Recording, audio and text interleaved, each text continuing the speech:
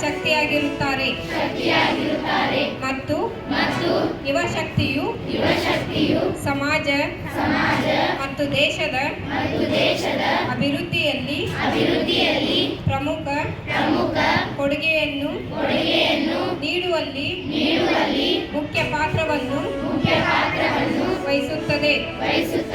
ಆದ್ದರಿಂದ ಅತಿ ಹೆಚ್ಚು ಯುವಕರು ನಶಾಮುಕ್ತ ಭಾರತ ಅಭಿಯಾನದಲ್ಲಿ ಭಾಗವಹಿಸಿ ಕೊಡುಗೆ ನೀಡುವುದು ಬಹಳ ಮುಖ್ಯ.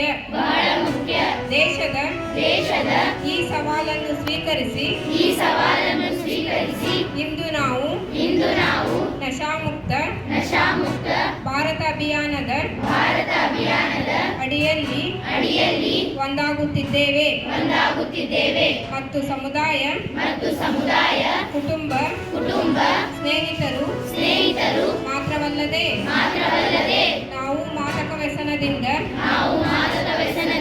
ಮುಕ್ತರಾಗುತ್ತೇವೆ ಎಂಬ ಪ್ರತಿಜ್ಞೆಯನ್ನು ತೆಗೆದುಕೊಳ್ಳುತ್ತೇವೆ.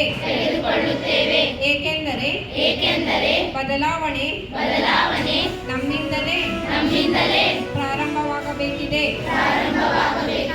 ಆದ್ದರಿಂದ ನಾವೆಲ್ಲರೂ ಒಟ್ಟಾಗಿ ನಮ್ಮ ಕರ್ನಾಟಕ ರಾಜ್ಯದ ಧಾರವಾಡ ಜಿಲ್ಲೆಯನ್ನು ಮಾದಕ ವ್ಯಸನದಿಂದ ಮುಕ್ತಗೊಳಿಸಲು ದೃಢ ನಿರ್ಧಾರ ಕೈಗೊಳ್ಳುತ್ತೇವೆ. ನನ್ನ ದೇಶವನ್ನು ಮಾದಕ ವಸ್ತು ವ್ಯಸನದಿಂದ ಮುಕ್ತಗೊಳಿಸಲು ನನ್ನ ಕೈಲಾದಷ್ಟು ಸಾಧ್ಯವಿರುವ ಎಲ್ಲಾ ಪ್ರಯತ್ನವನ್ನು ಮಾಡುತ್ತೇನೆ ಎಂದು ಪ್ರತಿಜ್ಞೆ ಸ್ವೀಕರಿಸುತ್ತೇನೆ. ಜೈ ಹಿಂದ್.